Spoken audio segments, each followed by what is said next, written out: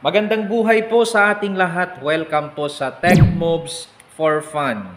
Today's vlog, mga best friend, ay again, ipapakita ko po sa inyo yung pong tinatawag na legit na free energy. Kaya kung meron tayong free energy, mga best friend, ay unlimited radio use tayo. Anywhere, kahit saan, kahit anong lugar, mga best friend, ay meron tayong magagamit na kuryente, hindi malolobat ang ating radyo kahit magdamagan tayong makikipag-usap.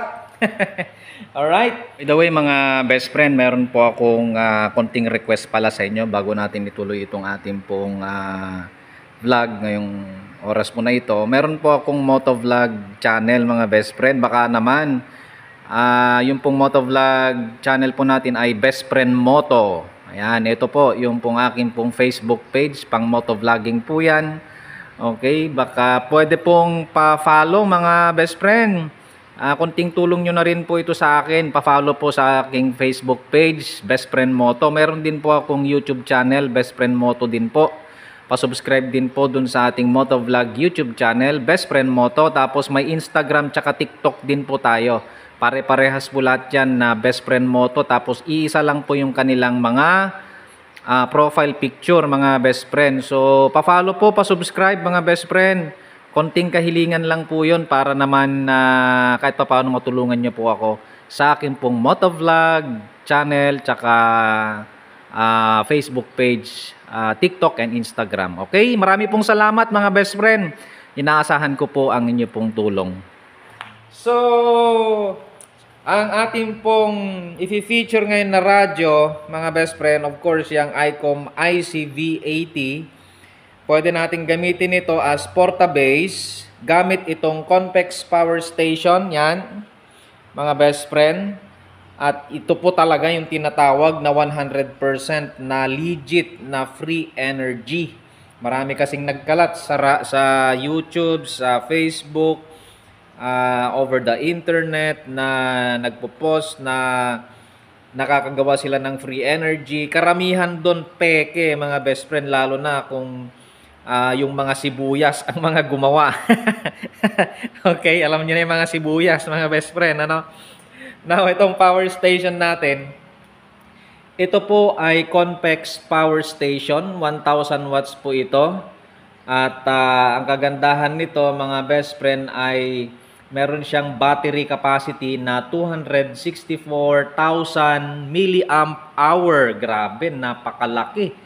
Alright, ito po ay meron din pong baterya na napakaganda, heavy duty battery ang naka-install po dyan sa power station na yan, which is yung pong tinatawag na Life PO4 battery. Yan, heavy duty battery po yan, quality na baterya yan na nakalagay dito po sa power station po natin. Ito po ay pure sine wave, yung pong kanyang inverter, 60 Hz na rin. Ang kagandahan nito, mga best friend, itong Conpex Power Station na ito, 60 Hz na siya. At karamihan kasi ng mga appliances dito sa Pilipinas ay 60 Hz. Okay? Kaya compatible na compatible. Dito po sa ating pong power station, meron na rin po siyang built-in BMS, mga best friend. So marahil tanong nyo, kung marahil ang tanong ninyo, best friend, paano magiging unlimited electricity or power use, unlimited radio use gamit itong Conpex Power Station? Simple lang, mga best friend. Okay?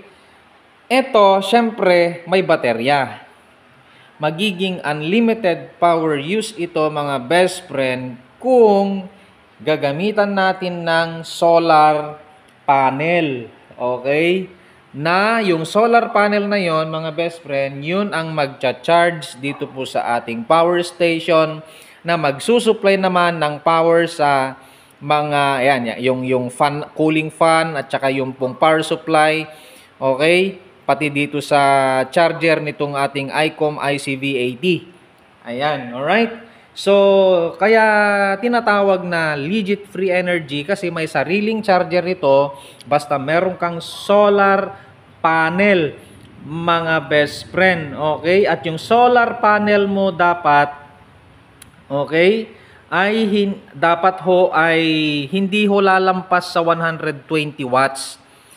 Kapag ka 120 watts below yung pong solar panel mo, pwede mo yun i-direct dito mga best friend. Alright? So, pwede nating i-direct dito mga best friend. Dito, andito kasi yung connector. Ayan. Dito po, ikakabit yung pong solar panel na 120 watts below. Gamit po kayo ng EC5 connector para may connect po dito. Okay? Ngayon, mga best friend, ayan, ipakita ko sa inyo para, ayan, i-closer natin, closer look.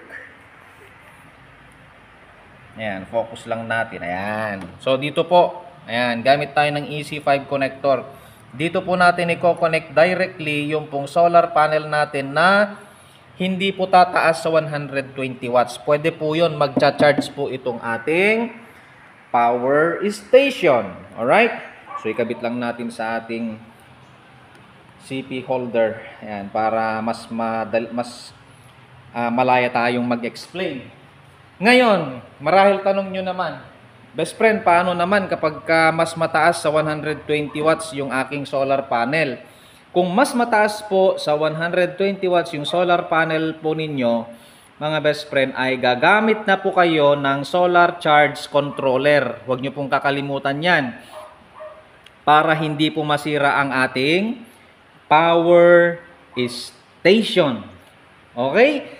So, yun po ang kagandahan nito at saka mga best friend. Yung capacity nito, battery capacity, yung pong kumbaga features nitong Convex Power Station, kung ikumpara mo dun sa sobrang mahal na mga power station ngayon, nasa 25, 30, 40, ganyan, 40,000 pesos. Eto mga best friend, very cheap lang ito pero halos parehas lang sila ng features mga best friend, kaya sulit na sulit ito. Ilang brownout po nang nagamit mga best friend itong power station na ito. Simulat una nung pong akin pong binili ito mga best friend hanggang ngayon, hindi kumukupas yung kanyang performance. Napakatagal malobat mga best friend. Okay? So much for that sa ating power station. Siyempre, ang pinaka-features ng ating pong vlog ngayon mga best friend ay ito, ICOM IC V80. Iba't ibang radyo ang fini-feature natin mga best friend gamit itong power station na ito para at least may pakita natin sa mga kapwa natin nagra-radyo, sa mga mahilig mag-adventure. Okay? Halimbawa, pumupunta mag-hiking sa gilid ng mga dagat. Karamihan sa mga lugar na yan, mga best friend, walang kuryente. Syempre, kailangan natin ng communication, kaya unlimited communication tayo gamit itong ating legit free energy. Alright? So, paano natin gagawin ito, mga best friend? I-demo ko po sa inyo. Alright? Syempre, of course, i-on natin muna itong ating pong Convex Power Station. Yan. I-on natin. Ayun, nag-on na, mga best friend. Ngayon, para mapagana po itong ating pong cooling fan, syempre kailangan nating isaksak itong power station or power supply mga best friend. Ito ay 6 ampere na power station. Ito po, regulated power station. Power supply, I should say. I'm sorry. So ito po yung ating license, Delta Whiskey 2 Alpha Delta X-Ray. Alright. So ito po ay 13.8 volts mga best friend. So syempre saksak natin. Ayan. Ganun na yan. Okay, so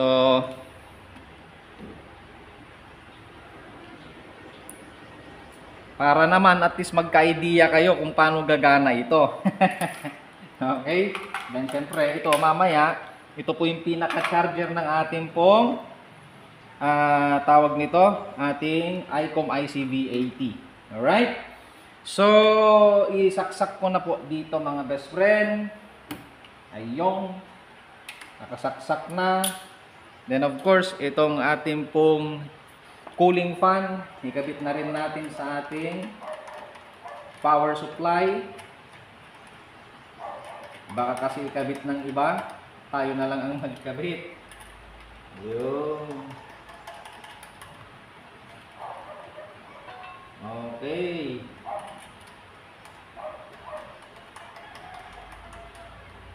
Ayan. So as you can see, wala tayong ibang connection mga best friend, ano? Ayan, i-atras lang natin itong ating camera holder para makita nyo na wala tayong ibang connection mga best friend. Okay? So ayan na, kita nyo na. Okay? Then itong pinaka-charger po ng ating pong ICOM ICV80, dito natin isaksak sa katabi. Dalawa kasi yung saksakan nitong Convex Power Station mga best friend. Ayun, no? O, di ba? Yan. Ngayon, mga best friend, para makita nyo na gumagana itong ating cooling fan, i-on na natin itong power supply. I-on na po natin. Ayun, no? O, di ba? Nag-on na, mga best friend. Yan, ilapit ko lang po, para makita po ninyo. Ayan, o, nag-green na. Ayan po, yung pong ilaw, nag-green na, mga best friend. Ayan, o. Oh, di ba? Wala tayong ibang connection mga best friend, wala tayong ibang wire na kasama diyan. So legit na legit po ito mga best friend, alright? Kasi hindi naman na kumbaga sumindi yung ating cooling fan kasi mayroon siyang switch mga best friend. Ito yung switch niya, oh. So, i-on natin. Oh, pambihira, meron na tayong cooling fan. Oh, di ba? Pwedeng electric fan. Saan ba natin? O, kahit dyan na lang muna para may electric fan tayo. O, di ba? O. O. Okay. Then, ito, para makita nyo na nagcha-charge itong ating ICOM ICV80. Meron pong ilaw yan. Pagka ipatong natin, iilaw po ito. Ito. Patong ko, Ayun, o. O, di ba? Nagcha-charge na siya, mga best friend. Oh, ayan na po yung ating pong setup. Okay? Try to imagine mga best friend, nasa bundok tayo, hiking, yan, gilid ng dagat. Tapos meron tayong ganitong setup mga best friend. Pwedeng gawing porta-base itong ICOM ICV80. Kung may mga members of the family o kaya kaibigan, barkada na nag-hiking na may mga radyo. So at least unlimited communication tayo mga best friend. Ano? Ma-enjoy natin yung communication kapag meron tayo nito. So, i-on nga natin ito mga best friend para naman ma-enjoy natin. Ayun. Oh, di ba? Ano bang frequency yan? 144,500. So, of course, syempre meron tayong pang-contact diyan. Yung pong pangmalakasang baufing. Okay? Pangmalakasang baufing. Frequency mode. Ayun, no? Frequency mode na daw talaga. 144,500. Okay, testing na tayo mga best friend.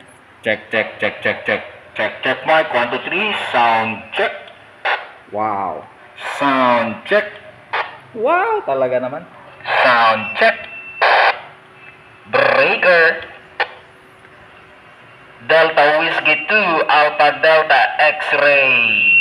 Tech moves for fun. Talaga naman, unlimited power use mga best friend. Alright. Ayos itong ating setup mga best friend, no? Wala tayong ibang connection dyan. Libre ang electric fan. Alright. Kaya masaya ang buhay. Okay. Whew. Ayos. Alright, so yun lamang mga best friend yung ating pong vlog ngayon. Sana ay nag-enjoy kayo mga best friend. At least na-feature ulit natin yung pong ating Convex Power Station. Of course, back to back with ito pong fini-feature natin na porta-base ICOM IC V80. Mga best friend, sulit na sulit itong setup na ito. Okay, salamat po ng marami mga best friend ko dyan. Ingat po tayong lagi. At ito po ang inyo pong kaibigan, Tech Moves for Fun, na nagsasabing sa Diyos lamang umasa at wag sa maling akala. Magkita-kita pong muli tayo sa susunod na mga videos po natin. Paki-like, paki-share po ang video po na ito. Marami pong salamat. Magandang buhay po.